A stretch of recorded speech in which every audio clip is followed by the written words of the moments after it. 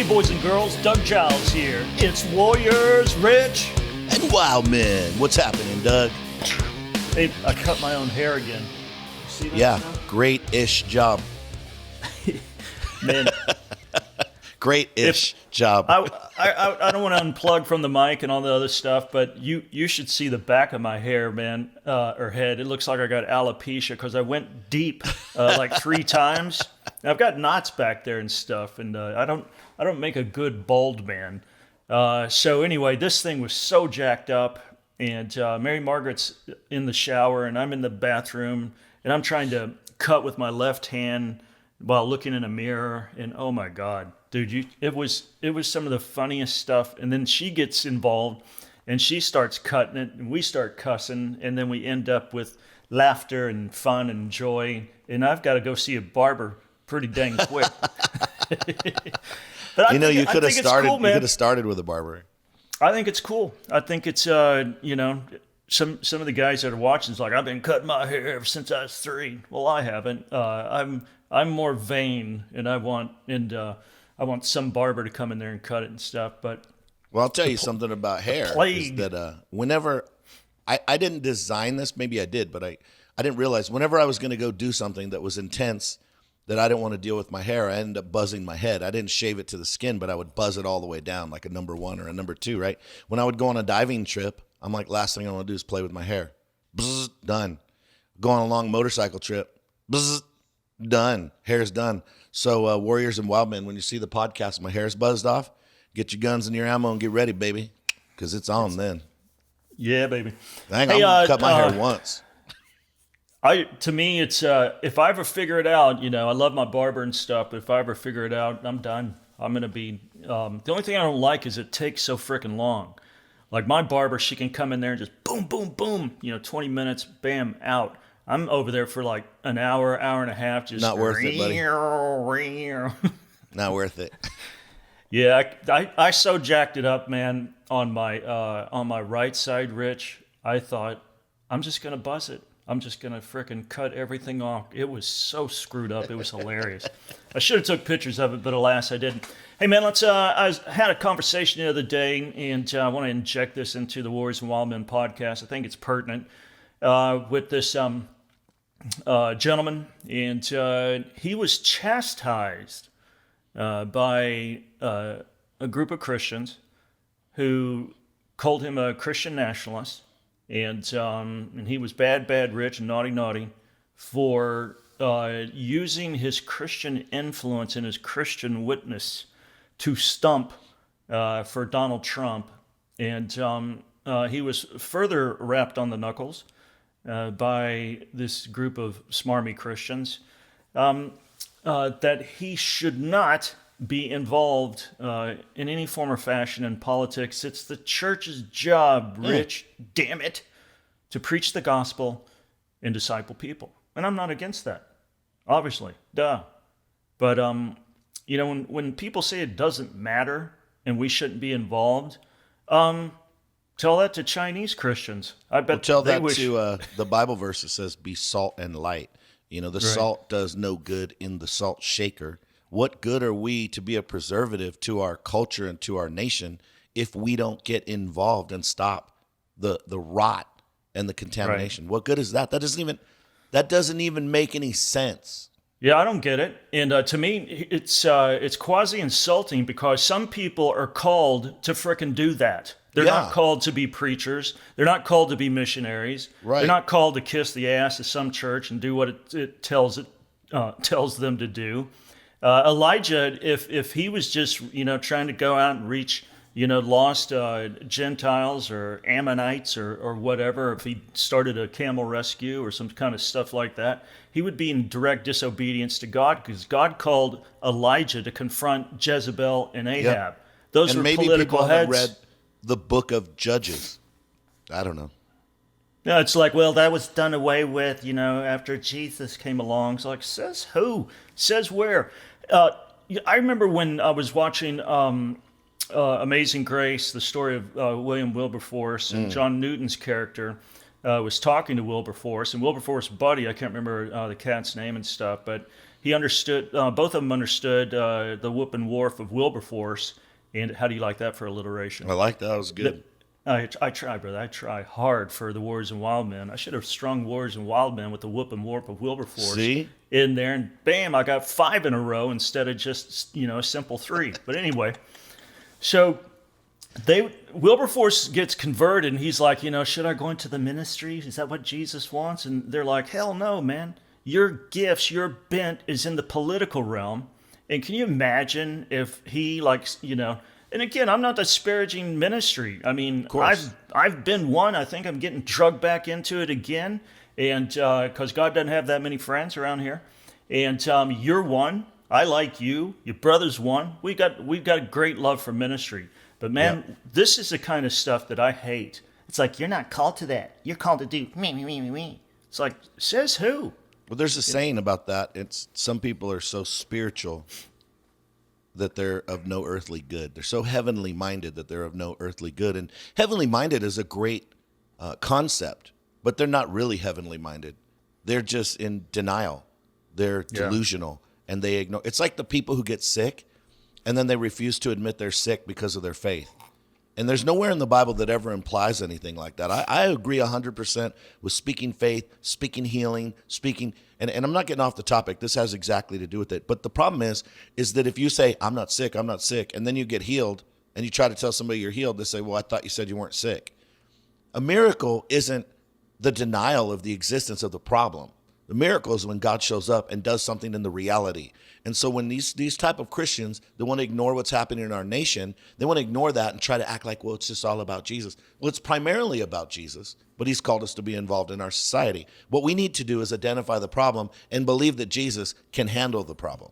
That's faith. Faith isn't being in denial about it, and I'm going to bury my head in the sand and just wait for the rapture and jump up and down on my roof, rapture practice like some kind of idiot. Because those people, that's when the quote is relevant. They're so heavenly minded that they're of no earthly good. And we're not here just to get to heaven. We're here to make an impact in the earth before we go to heaven. Yeah, and, I think, and God forgive me if I'm if I'm wrong, I think they don't want to get involved because it'll cost them flipping money, That they'll have to, or that they'll put have their to name on the line. Exactly. All of a sudden, they're losing money because their Democratic buddies and the Marxists in the group and whomever else is, withholding their wallet. And listen, you can't get, folks, a more clear delineation between whacked out, anti-Christian, godless politicians in politics compared to a flawed billionaire who, by the way, is pretty much, from a legislative standpoint, the Christian's best friend. He's the most pro-Christian president I've ever seen. Right, in regards to the biblical worldview. And so it's like, it doesn't matter, we're just Jesus and the gospel and reaching people. Well, again, tell that to Chinese Christians. Rich, I'm on a roll. Tell that to the church in Egypt. Tell it to the Christians in Iran or North Korea, that it doesn't matter, what kind of politicians or politics we have. Tell that to small business owners who had their businesses shut down by liberal governors and liberal mayors and spineless Republicans. Yep. Tell them it's just about Jesus and the gospel. Tell that to millions of aborted babies, that it doesn't matter who our politicians are. Or, Rich, tell that to Parler CEO John Matsey. Yeah. That it doesn't matter who's in office. We just preach and love Jesus and just tell people about him. Really, it doesn't matter. He's got $1 billion company, had 70 million followers. And before that girl-sniffing creeper, I'm talking about the carrier pigeon of communist China's policies, the Marxist-Leninist himself, Joe Biden, before he gets seated, all of a sudden you see big tech, big government, and big corporations say, guess what, conservatives and Christians, we're going to pull the damn plug on you communicating from here on out. And they did it, and yet it doesn't matter, Rich, who's in office. It doesn't matter. Because we're just Christians. That's right. We'll sing Kumbaya. Check this out, Doug. I think this is worth noting. We know that they're going after people like Donald Trump and General Flynn and people that have a voice that are out there that are really, really, big time in the world. But I'll tell you what, it's not limited to that. People think, well, that doesn't really apply to me. I don't care. And some people think, good, shut Trump up. I don't like what he says. Well, even if you don't like what he says, you don't want to shut Trump up because you're next. Right. I find it interesting that the ACLU is on Trump's side. They're like, whoa, whoa, whoa. Did you see that? Yeah. Yeah, they're like, whoa, hey, hold on a second. Yeah, I was watching. You don't have to be a conservative or pro-Trump to understand that freedom of speech is paramount in America. Yeah, it's interesting because you get all these. And what's funny is like, Trump's a dictator. It's like, well, he lost an election and you cut him off social media. I believe that's, what dictators do. They steal elections, right? And they silence their opposition. Right. And yet Trump's the devil. The irony's freaking rich. And then Twitter yesterday, Rich, Twitter.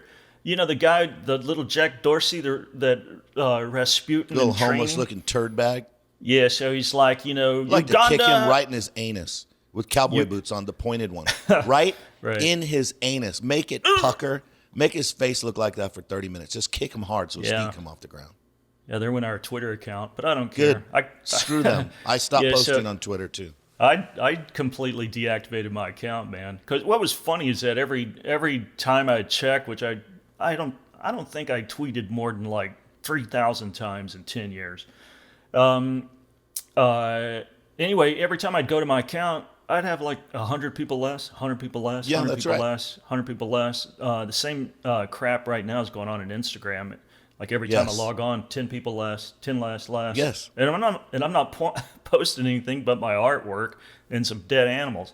Anyway, so Twitter says it's very important that Uganda has free and fair elections and that they're able to communicate with one another just to make certain that their elections legit. So dipshit Dorsey over at Twitter, he cares about the plight of Ugandans and them having, because they shut their internet down, right? Yeah, exactly. And so, and then, irony of ironies, he's doing that to not just Trump, man. And this is something that's, I think... Wait, Zeke, did they shut down their internet or did they shut down all their... They blocked all social media. Yeah, they didn't shut down their internet, but they blocked all social media because of the election. And then exactly. Dorsey's trying to defend that. But, Doug, we were talking about having less followers. That's where I was going when I started to talk about that, is that you don't have to be General Flynn, right? My account on Twitter, I have a little over 13,000 followers, and it used to be more, and it's just gradually getting less, right? Now watch this. I tweet 3 likes, 2 likes, 1 like. People that I know, close friends of mine, subscribe to get a text when I tweet. They don't get it. People look for my stuff, can't find it. So they're not just shadow banning. They're not just deleting Trump. They've been shadow banning any conservatives, anyone with a voice for God, for years, Doug. They're doing that to me. I'm nobody. They're doing that to me. Right. Instagram. I had a little over 5,000 followers. I didn't do a lot on Instagram. Now I have a little over 3,000. So here's the interesting thing on that. This is why I know it's their algorithms. If I don't post anything, my Instagram gradually goes up. And when I log in, I see that I have more followers. The second that I post anything, it could be a picture of my stupid dog that I just got. I post a picture of my dog, and I'll lose 7 or 8 followers per day until it stops. So if I post, I lose people. If I don't post, I slowly gain people that are looking for me. They're doing it on purpose, Doug. It's completely intentional. And all you stupid freaking idiots out there who think good they need to shut Trump up, you're next. You are next. They're shutting him up. Yeah, it's They're funny, going to shut you up. Yeah, it's funny. And for the Warriors and Wildmen folks who don't know this, I sympathize with Rich's plight, but I tell him constantly, you've got to try harder. They've got to kick you off, Well, Doug, I'm in 30-day Facebook jail. Check this out. And I was going to bring this up, too. I'm banned forever. So I'm 30 days off, but they sent us 3 messages threatening to unpublish Warriors and Wildmen. Check this out. Because of partially true information shared in our private group the Warriors and Wildmen tribe. So people post articles, and they tag those articles in our private group. And then now we received 3 warnings that we're about to get, they already said we're not recommending you to anyone. It's like, well, hell, we know that. Thanks for letting us know. But then they said, Right. we will unpublish all of your pages if this continues. What they're talking about partial information is anything that disagrees with their political agenda. That's garbage, right? And so the reason I'm in 30 days Facebook jail, again, I actually won an appeal with them, which I've never even heard of anybody doing that. When I posted a thing about Hitler, calling him Hitler, you can call Trump Hitler, that's fine. I called Hitler Hitler, I got 30 days. But I appealed 3 times, and I finally got a real person, and I said, you obviously did not read and understand my post. They sent me a thing back a couple hours later and said, you're correct, and they reinstated me 7 days early. So I got off restriction 7 days early. Who gives a crap? So this last time, some guys on there, I made some comment about some politics, wasn't a big deal, on Fox 10 News, Phoenix, which is some liberal douchebag media outlet. And so I made a comment, and this guy puts on there, he goes, yeah, if you want some of me, you know where I'm at, come get me. And I was like, what are you talking about? Like, I said, hey, I'm not in high school. I'm not trying to get in a fist fight. I don't want to be in a boxing match or an MMA match. And he said, yeah, that's what I thought. You're afraid. I said, oh, no, you're misunderstanding my statement. If you come and find me, we're not going to get in a fight. And then this other gangster dude gets on there and says, I'll run that fade, which means he's talking about he wants to come try to kill me. He wants to do drive-by. He wants to do. And you know what I said? I said, bring it on, you little bitch. I'll make you famous. Boom. That was it. Like, it didn't even post. They monitor everything that I write. And if you hear that and you're offended by that, well, I'm sorry. I'm in the habit of when somebody threatens me and my family, I'll use whatever language is necessary to let them know. And I said to somebody recently, Doug, if something like that, somebody comes to get me and my family, when they find their body, they're going to say, this guy is the worst killer we've ever seen. It took him all day to kill this guy. What did he use, a butter knife? Why did it take so? I want everybody to know I'm not bragging about my skills. I have no skills. I'm not trained, but I am highly motivated.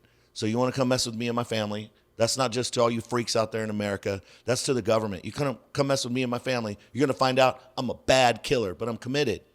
And I'm mad, Doug. I'm mad about that stuff. I'm not going to be talked to like that. I'm not going to be threatened and then be told that I can't answer back. You're not going to talk to me about threatening me and my family and then say, oh, calm down. You violated our bullying standards. It's like, you know what? I'm going to violate your bullying standards. It's not going to be online. It's going to be in person. Yeah, I decided because, in Clash's heyday, we're doing, 6 to 10 million page views a month. Our Facebook page before I got permanently banned was doing 10 to 20 million people reached a week.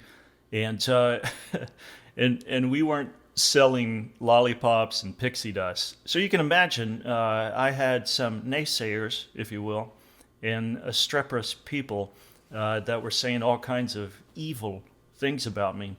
And early on, I would engage them, and then finally, it's like, because first of all, just the sheer number of snowflakes that were melting under Clash Daily's amazing prose and funny memes and incredible, crazy viral. I'm talking massive videos that we put out.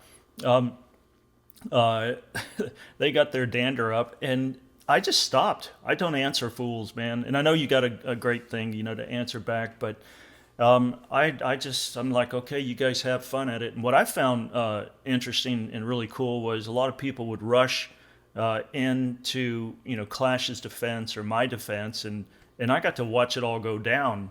Yeah, one of the nice. One of the things that well, let me jump in on that real quick. I have told the people in my church and my friends, don't join me in my arguments and never defend me. I don't need 30 people in there polluting the thing with all these different thoughts, and I know you love me. I could take care of myself. So I've done a little bit different. I've asked and people have literally said, oh, yeah, you're so awesome. Where's all your followers? And it's like, none of your business. Yeah, one of the things that caused me to back off was right after Andrew Breitbart's death. And I'm not saying that his Twitter wars and Facebook wars were the cause of his death. I know a guy really close to him in Hollywood that he thinks it was. And again, I don't know. I know Andrew had a bad heart condition. He wasn't a triathlete, and but he was constantly fighting on Twitter and Facebook. A noble war, by the way. The one that we're getting socked with right now prior to the inauguration. Yeah. But his buddy in Hollywood said, "I'm done. I'm done with social media. I'm done with Twitter." He said, "Unless I'm posting, some vacay pics or a pic of my parakeet or whatever," he said, "I'm not getting into these kind of frays." Because Andrew was sleeping about an hour a night, and just constantly it can engaged. consume you.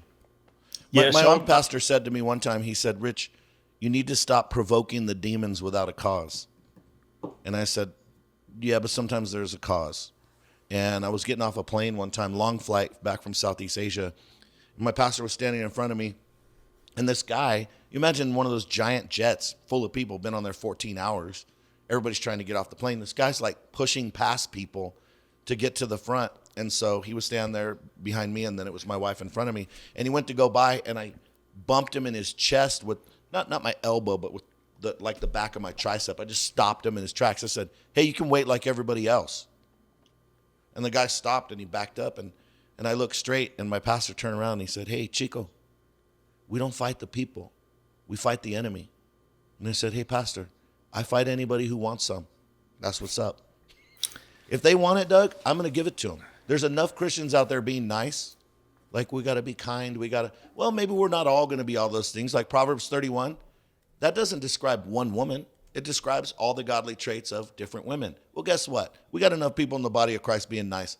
I'll be the guy that thumps him in the chest with my arm and says, "Stop right where in your tracks. You're not going to run my wife over getting off this plane." And if people don't like it, well, come find me and find out how bad of a killer I am. So let's I'm mad. Yeah. Point established. If I was president, I would be impeached for inciting violence. I'm not inciting violence. I'm letting people know that if you come and try to bring violence to me, I'm bringing violence back to you. I've never gone out and attacked anyone. I have no plans to attack anybody. I've never brought violence to anyone else's world. I have no interest in hurting anyone.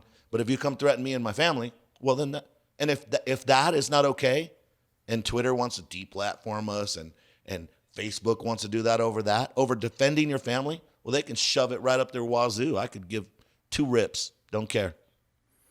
Yeah, so again, going back to, it doesn't matter who's in office. It doesn't matter who we vote for. We're just focusing on Jesus, and you should too. Folks, Biden has not even gotten his rickety ass behind the Resolute desk where Bill boinked Monica yet, and this is what's going down. First Amendment, bye-bye.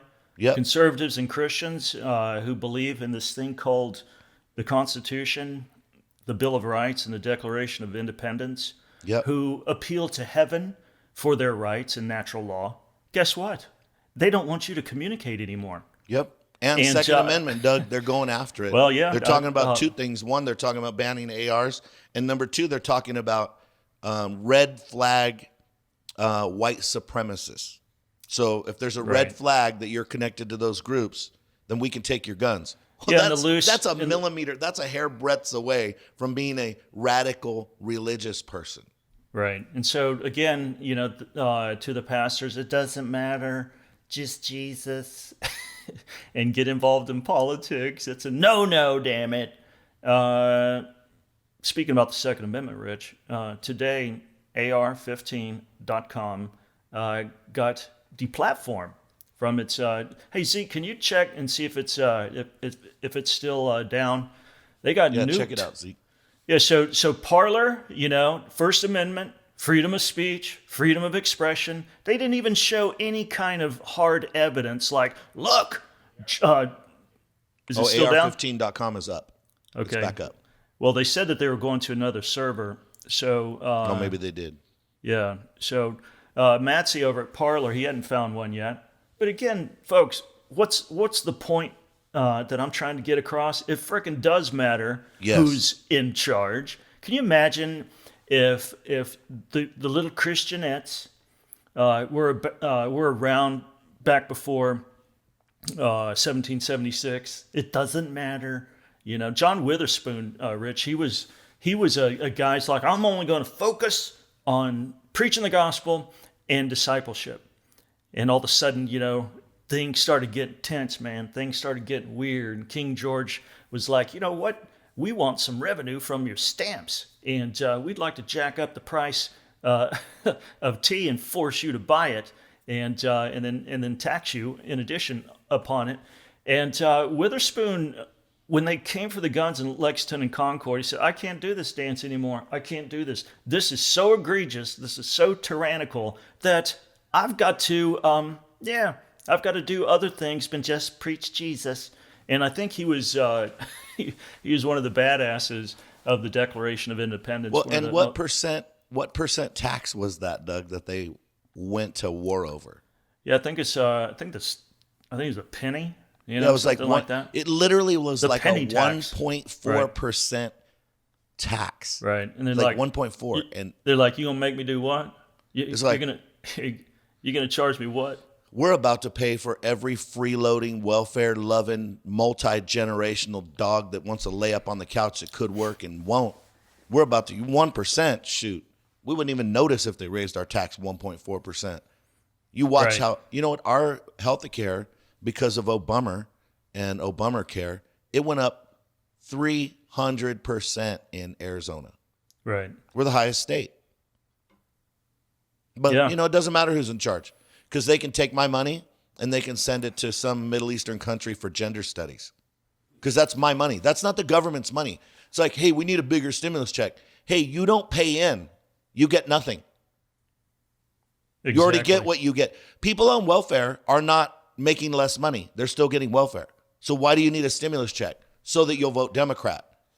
Because they own you. Because you're on your mental plantation. You are on your financial barrio or your ghetto. You are owned and brain chained to the Democratic Party. They bought you. They bought you like a slave, and they own you. Hey, you know what?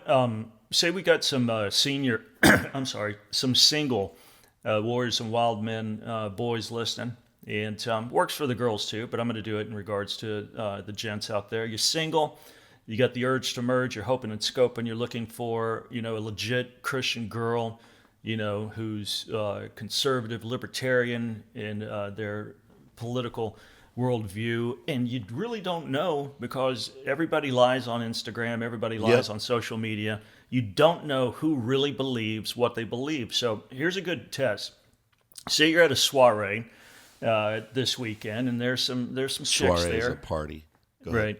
So there's some chicks there and stuff, and you want to just cut through the clutter and find out, you know, who is possibly a candidate to be the one. And so what you do is that you get around the group of girls and you say, taxes! And then the first person to yell back is theft. That's who you marry. Yes, right there. Exactly. Right there, man. So again, the problem is people forget they're making decisions with our money. Yeah, the government again, Rich, doesn't have any money. They don't have a product. Yeah. It's our money. I know that sounds so simple and stupid.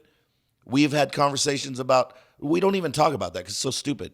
People don't know, Doug. The government doesn't have any way of making money. It's our money. They have no product. We are the freaking product. And then they say, oh, here's a little back. And we go, thank you. That's the dumbest thing. It's stupid. It's beyond and again, stupid. Rich, Did you see Marco Rubio is saying that he's encouraging Biden to increase and hurry up the stimulus so we can unite America? Freaking beggars, man. Right.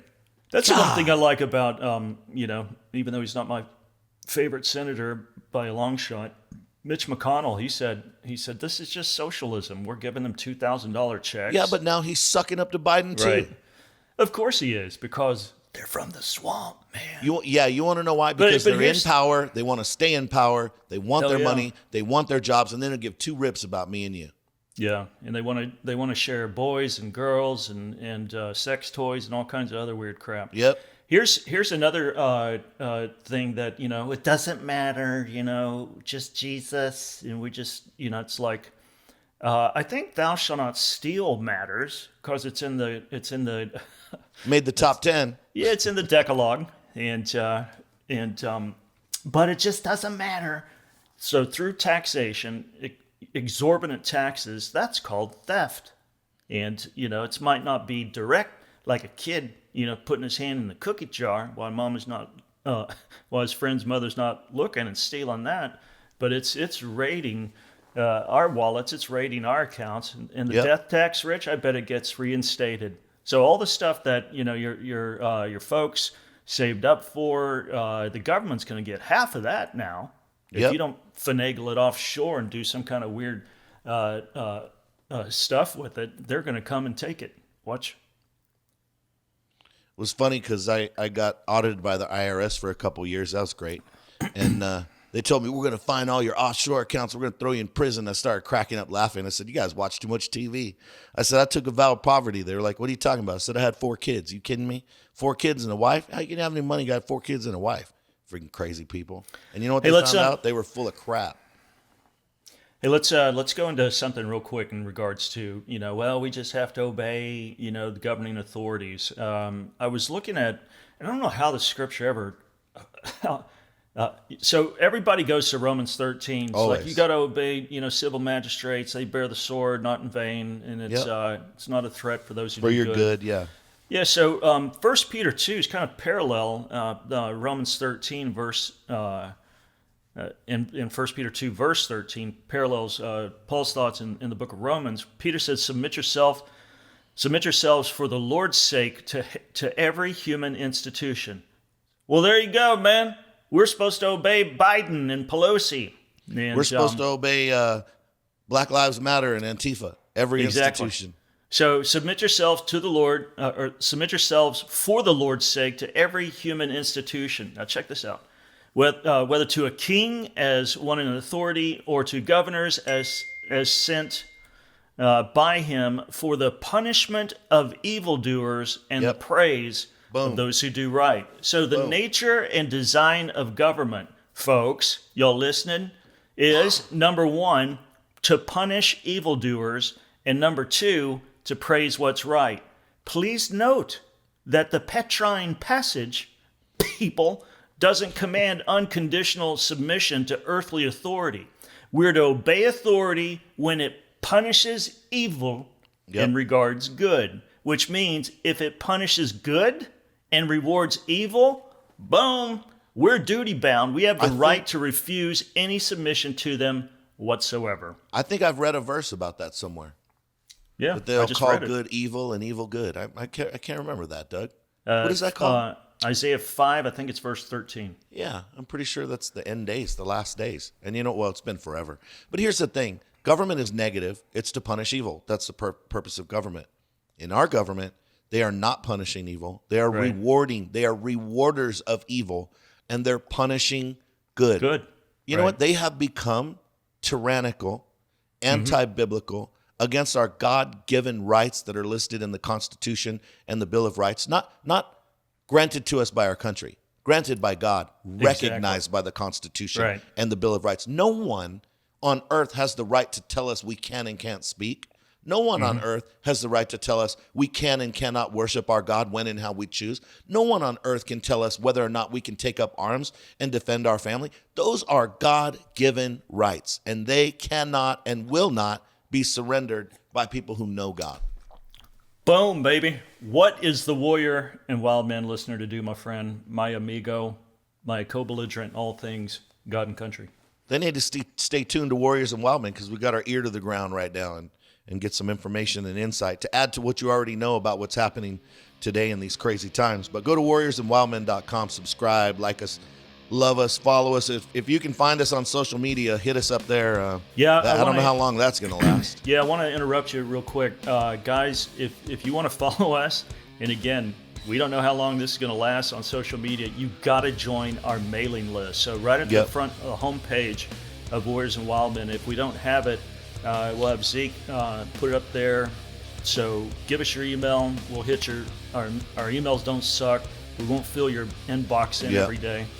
And yeah, so let's go to email. So I don't know how long we're gonna have email either. Right. It's that right. sketchy, boys and girls. So thump your pastor in the side of the head for saying it doesn't matter.